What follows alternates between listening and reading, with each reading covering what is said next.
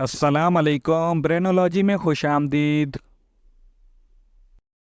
चलिए बताइए, वो क्या चीज़ है जो बाकी तो गोरी होती है मगर उसकी दुम सब्ज होती है।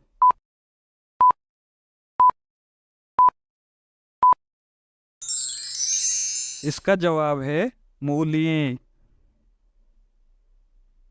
चलिए बताइए, किस चीज़ का जब तक पता ना हो मौजूद रहती है, पता चलने पर ख़त्म हो जाती है।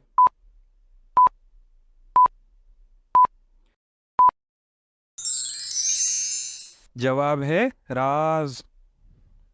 चलिए बताइए, कौन सी चीज़ है जो दादा कहने से नहीं मिलती मगर बाबा कहने से मिल जाती है।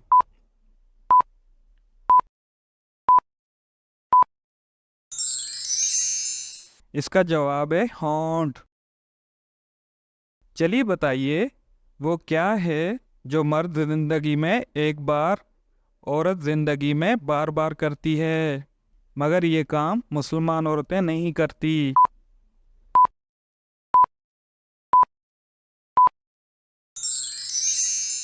जवाब है सिंदूर लगाना।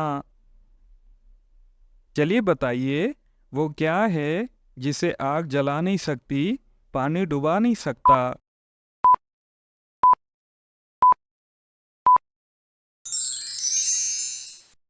इसका जवाब है बर्फ। चलिए बताइए, वो कौन सा जानवर है जो अपने वजन के बराबर खाकर भी भूखा रहता है।